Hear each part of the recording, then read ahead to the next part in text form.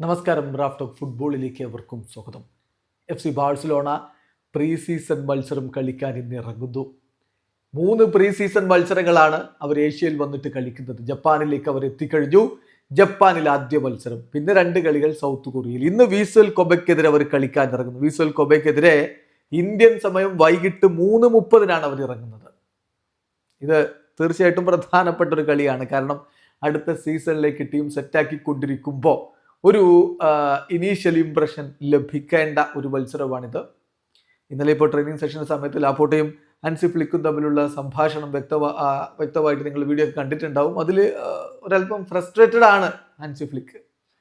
കാരണം ഒരു കയോസ് ഉണ്ടായല്ലോ ഈ ഒരു യാത്രക്ക് മുമ്പ്. ആദ്യം അത് ക്യാൻസൽ ചെയ്യുന്നു, പിന്നെ ഇടിപിടിന്ന് അങ്ങോട്ടേക്ക് പറക്കുന്നു, ഷെഡ്യൂളിൽ മാറ്റമില്ലാതെ കളിക്കേണ്ടി വരുന്നു. അപ്പോൾ അങ്ങനെയൊക്കെയുള്ള ഒരു പ്രഷർ അവിടെയുണ്ട്. എന്നാൽ പോലും ഇന്ന് മികച്ചൊരു പ്രകടനം നടത്തി നല്ലൊരു തുടക്കം ഇടാൻ പറ്റുമെന്ന പ്രതീക്ഷയിലാണ് ബാഴ്സ ഉള്ളത്.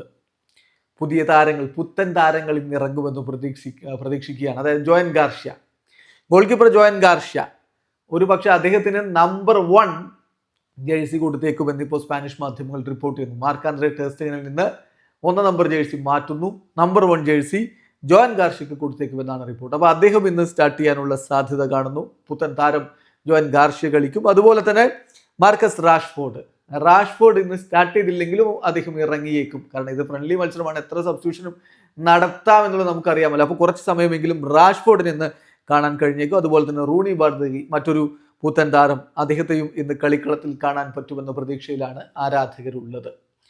എന്തായാലും ഈ ടൂറിനുള്ള സ്ക്വാഡ് നമ്മളൊന്ന് പരിശോധിക്കുകയാണ്. സ്ക്വാഡിലുള്ളത് ഗോൾ കീപ്പർമാരായിട്ട് Joan Garcia, Szczesny, Inaki Pena, Kochen എന്നിവരാണ്.